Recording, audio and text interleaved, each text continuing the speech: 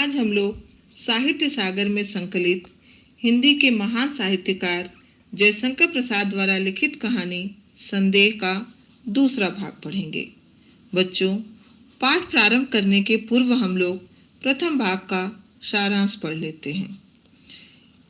प्रथम भाग में आपने पढ़ा कि राम निहाल कहीं जाने के लिए अपना सामान बांध रहा है। उसके हाथ में कागजों का एक बंडल है। वह उसे खोलकर देखना चाहता है, पर स्वयं को रोक लेता है। परंतु इसके बाद वो एक लिफाफे में रखे चित्र को देखने से स्वयं को नहीं रोक पाता। चित्र देखकर उसकी आंखों में आंसू आ जाते हैं। तभी किशोरी श्यामा को बुला लाती है, जो राम निहाल से उसके रोने का कारण पूछती है। राम निहाल श्यामा को अपने जीवन के संबंध में बहुत कुछ बातें बताता है, पर अपने रोने का कारण नहीं बताता। तब श्यामा उससे कहती है, तो तुम काम की एक बात न कहोगे, व्यर्थ ही इतनी। अब आगे। तो तुम काम की एक बात न कहोगे, व्यर्थ ही इतनी। श्यामा कुछ और कहना चाहती थी कि उसे रोककर राम निहाल कहने लगा, मैं तुमको अपना मित्र और रक्षक समझता हूँ। तुमसे न कहूँगा तो यह भार कब तक ढोता रहूँगा। कहने का अर्थ यह है कि राम निहाल जानता है कि जो बातें उसने अभी तक श्यामा को बताई वह श्यामा के प्रश्न का उत्तर नहीं थी। वह कहता है कि वह उसे अपना मित्र मानता है। उससे कहकर उसके मन का बोझ हल्का हो जाता है। यह चैत है ना? हाँ ठीक, कार्तिक की पूर्णिमा थी। चैत और कार्तिक हिंदी में महीनों के नाम हैं। मैं काम काज से छुट्टी पाकर संध्या की शोभा देखने के लिए त्वषाश्वमेध घाट पर जाने के लिए तैयार था।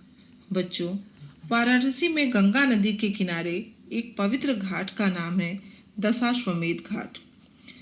कि ब्रज किशोर बाबू ने कहा, तुम तो गंगा किनारे टहलने जाते ही हो। आज एक संबंधी आ गए हैं, इन्हें भी एक बजरे पर बैठाकर घुमाते आओ। आज मुझे छुट्टी नहीं है। बच्चों, बजरा एक बड़ी नाव को कहते हैं। आगे राम निहाल कहते हैं, मैंने उनकी बात को स्वीकार कर लिया। ऑफिस में बैठा रहा। थोड़ी देर में भीतर से एक पुरुष के साथ एक सुंदर स्त्री निकली और मैं समझ गया मुझे इन्हीं लोगों के साथ जाना होगा। ब्रज किशोर बाबू ने कहा, मान मंदिर घाट पर बजरा ठीक है। निहाल आपके साथ जा रहे हैं, कोई असुविधा न होगी। इस समय मुझे क्षमा कीजिए, आवश्यक काम है। ब्रज किशोर की बातों को सुनकर पुरुष के मुंह पर रेखाएं कुछ तनसी गई, अर्थात उन्हें क्रोध आ गया। परंतु स्त्री ने कहा, अच्छा है, आप अपना काम कीजिए, हम लोग तब तक घूम आते हैं। हम लोग मान मंदिर पहुंचे। बजरे पर चांदनी बिछी थी, अर्थात पूर्णिमा होने के कारण चांदनी रात थी। पुरुष मोहन बाबू ऊपर जाकर बैठ गए। पैड़ी लगी थी। बच्चों, नाव में ऊपर चढ़ने के लिए सीढ़ियां बनी थी, जिसे पैड़ी कहते हैं। मनोरमा को नाव में चढ़ने से जैसे डर लग रहा था। मैं बजरे के कोने में खड़ा था। हाथ बढ़ाकर मैंने कहा, आप चली आइए, कोई डर नहीं। उसने हाथ पकड़ लिया। ऊपर आते ही मेरे कान में धीरे से उसने कहा, मेरे पति पागल बनाए जा रहे हैं। कुछ कुछ हैं भी, तनिक सावधान रहिएगा, नाव की बात है। राम निहाल को सावधान रहने के लिए मनोरमा यह बात राम निहाल के कान में कहती है। मैंने कह दिया, कोई चिंता नहीं। किंतु ऊपर जाकर बैठ जाने पर भी मेरे कानों के समीप उस सुंदर मुख का सुरभित निश्वास अपनी सुखद अनुभूति दे रहा था। राम निहाल अपने मन की भावनाओं को श्यामा के समक्ष प्रस्तुत करते हुए कह रहा है कि मैं ऊपर जाकर नाव में बैठ गया, परंतु बार बार मेरे मन में उस सुंदर मुख का, अर्थात मनोरमा के मुख का आभास अपनी सुखद अनुभूति दे रहा था। मैंने मन को शांत किया। चांदनी निकल आई थी। घाट पर आकाश दीप भी जल रहे थे और गंगा की धारा में छोटे छोटे दीपक बहते हुए दिखाई देते थे, जिसे देखकर मोहन बाबू की बड़ी बड़ी गोल आंखें और भी फैल गई। उन्होंने मनोरमा से कहा, मनोरमा देखो, इस दीपदान का क्या अर्थ है, तुम समझती हो? मनोरमा ने उत्तर दिया, गंगा जी की पूजा, और क्या। यही तो मेरा तुम्हारा मतभेद है। जीवन के लघु रूप को अनंत की धारा में बहा देने का संकेत है। आह, कितनी सुंदर कल्पना, कहकर मोहन बाबू जैसे उच्छ्वसित हो उठे। उनकी शारीरिक चेतना मानसिक अनुभूति से मिलकर उत्तेजित हो उठी। मनोरमा ने मेरे कानों में धीरे से कहा, देखा ना आपने। कहने का तात्पर्य है कि इस बात पर मनोरमा और मोहन बाबू के विचार असमान हैं। दोनों के विचारों में मतभेद है। जहां मनोरमा गंगा में प्रवाहित दीपों को मात्र गंगा की पूजा समझती है, वहीं मोहन बाबू उसे दार्शनिक विचारों के अनुसार उस छोटे से दीपक को जीवन का रूप देते हैं जो अनंत की धारा में मिल जाना चाहता है। इस सुंदर कल्पना को अभिव्यक्त करके मोहन बाबू आवेशित हो जाते हैं। उनके मस्तिष्क की अनुभूति से उनका पूरा शरीर उत्तेजित हो जाता है। मैं चकित हो रहा था। बजरा पंचगंगा घाट के समीप पहुंच गया था। तब हंसते हुए मनोरमा ने अपने पति से कहा, और यह बांसों में जो टंगे हुए दीपक हैं, उन्हें आप क्या कहेंगे?